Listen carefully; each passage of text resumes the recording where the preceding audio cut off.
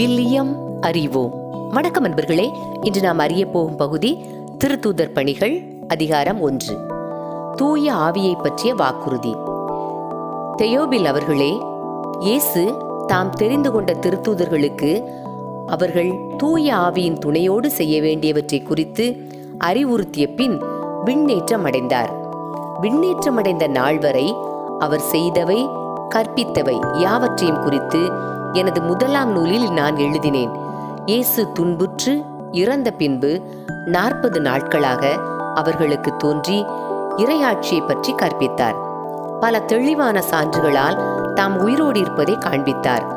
அவர்களோடு சேர்ந்து உண்ணும்போது அவர்களிடம், நீங்கள் எருசலேமை விட்டு நீங்க வேண்டாம், என்னிடமிருந்து கேட்டறிந்த தந்தையின் வாக்குறுதி நிறைவேற காத்திருங்கள். யோவான் தண்ணீரால் திருமுழுக்கு கொடுத்தார், நீங்களோ இன்னும் சில நாட்களில் தூய ஆவியால் திருமுழுக்கு பெறுவீர்கள் என்று கூறினார். பின்பு அங்கே கூடியிருந்தவர்கள் அவரிடம், ஆண்டவரே, இஸ்ரேலுக்கு ஆட்சி உரிமையை மீண்டும் பெற்றுத்தரும் காலம் இதுதானோ என்று கேட்டார்கள். அதற்கு அவர், என் தந்தை தம் அதிகாரத்தால் குறித்து வைத்துள்ள நேரங்களையும் காலங்களையும் அறிவது உங்களுக்கு உரியது அல்ல. ஆனால் தூய ஆவி உங்களிடம் வரும்போது நீங்கள் கடவுளது வல்லமையை பெற்று எருசலேமிலும் யூதேயா சமாரியா முழுவதிலும் உலகின் கடையெல்லை வரைக்கும் எனக்கு சாட்சிகளாய் இருப்பீர்கள் என்றார். இவற்றை சொன்ன பின் அவர்கள் கண்கள் முன்பாக அவர் மேலே எடுத்துக் கொள்ளப்பட்டார். மேகம் ஒன்று அவரை எடுத்துச் சென்று அவர்கள் பார்வையிலிருந்து மறைந்து விட்டது. அவர் செல்லும்போது அவர்கள் வானத்தை அண்ணாந்து பார்த்து கொண்டே இருந்தார்கள். அப்போது வெண்ணுடை அணிந்த இருவர் தோன்றி, கலிலேயரே, நீங்கள் ஏன் வானத்தை அண்ணாந்து பார்த்து கொண்டே நிற்கிறீர்கள்? இந்த இயேசு உங்களிடமிருந்து விண்ணேற்றம் அடைந்ததை கண்டீர்கள் அல்லவா? அவ்வாறே அவர் மீண்டும் வருவார் என்றனர். பின்பு அவர்கள் ஒலிவ மலையிலிருந்து எருசலேமுக்கு திரும்பினார்கள். இம்மலை எருசலேமுக்கு அருகில் ஓய்வு நாளில் செல்லக்கூடிய தொலையில் உள்ளது. பேதுரு, யோவான், யாக்கோபு, அந்திரேயா, பிலிப்பு, தோமா, பர்த்தலமேயு, மத்தேயு, அல்பேயுவின் மகன் யாக்கோபு, தீவிரவாதியான சீமோன், யாக்கோபின் மகன் யூதா ஆகியோர் திரும்பி வந்த பின் தாங்கள் தங்கியிருந்த மேல் மாடிக்கு சென்றார்கள். அவர்கள் அனைவரும் சில பெண்களோடும் இயேசுவின் சகோதரர்களோடும் அவருடைய தாய் மரியாவோடும் இணைந்து ஒரே மனத்தோடு இறைவனிடம் வேண்டிக் கொண்டிருந்தார்கள். அப்போது ஒரு நாள் ஏறக்குறைய 120 சகோதரர் சகோதரிகள் ஒரே இடத்தில் கூடியிருக்கும் போது பேதுரு அவர்கள் நடுவே எழுந்து நின்று கூறியது, அன்பர்களே, இயேசுவை கைது செய்தவர்களுக்கு வழிகாட்டிய யூதாசை குறித்து தூய ஆவியார் தாவீதின் வாயிலாக முன்னுரைத்த மறைநூல் வாக்கு நிறைவேற வேண்டியிருந்தது.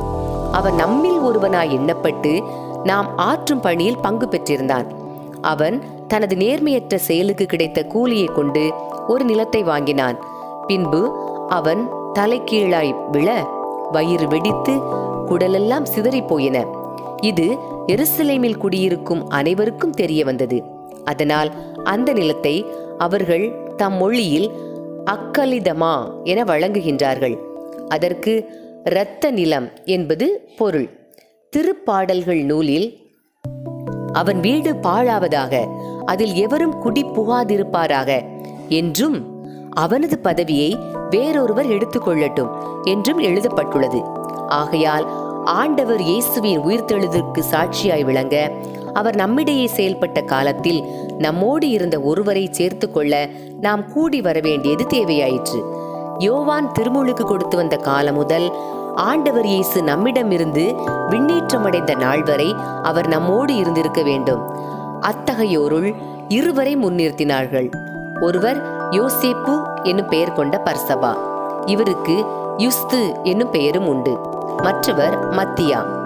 பின்பு அவர்கள் அனைவரும், ஆண்டவரே, அனைவரின் உள்ளங்களையும் அறிபவரே, யூதாசு திருத்தொண்டையும் திருத்தூது பணியையும் விட்டு அகன்று தனக்குரிய இடத்தை அடைந்து விட்டான். அந்த யூதாசுக்கு பதிலாக யாரை தெரிந்தெடுக்க வேண்டும் என இந்த இருவருள் ஒருவரை எங்களுக்கு காண்பியும் என்று இறைவனிடம் வேண்டிக் கொண்டனர். அதன்பின் அவர்கள் சீட்டு குலுக்கினார்கள். சீட்டு மத்திய பெயருக்கு விழவே அவர் 11 திருத்தூதர்களோடும் சேர்த்து கொள்ளப்பட்டார். அன்பர்களே, இறைவார்த்தையோடு பயணித்தோம். இறைவனோடு நம் பயணத்தை தொடர்வோம்.